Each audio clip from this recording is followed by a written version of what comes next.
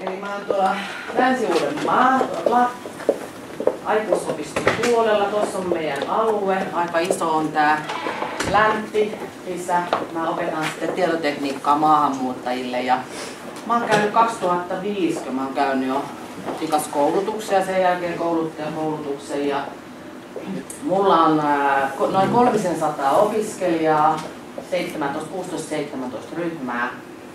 Ja hitaasti oppivia ja sitten nopeita oppivia.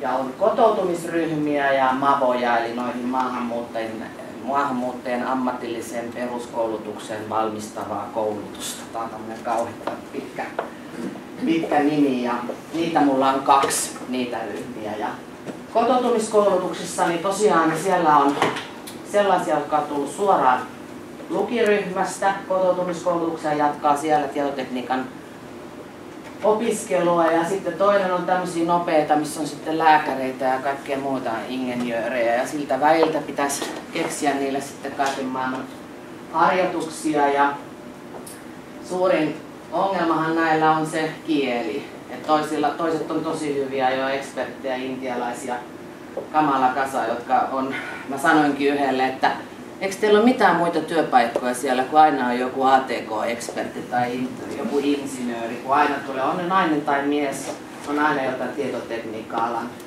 eksperttejä, niin niillä on tämä sanasto-ongelma sitten, että mä oon käyttänyt sitä sanastoa suomeksi, mikä nyt tuolla on tämä suomenkielinen sanasto, tikas-sanasto. Ja mä käytän materiaalipankkia paljon mun kaikkien opiskelijoiden kanssa. Ja sitten mä jollakin tavalla muokkaan niitä sitten itselleni.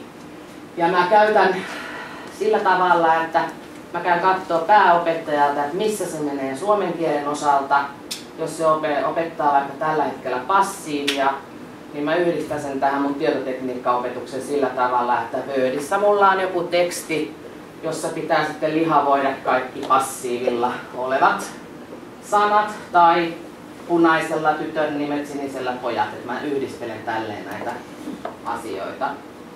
Ja MAVA-koulutuksessa mä käytän näitä tikastodistuksia siellä ja käytän opetussuunnitelmaa siinä, että mä näytän niille aina, että mitä.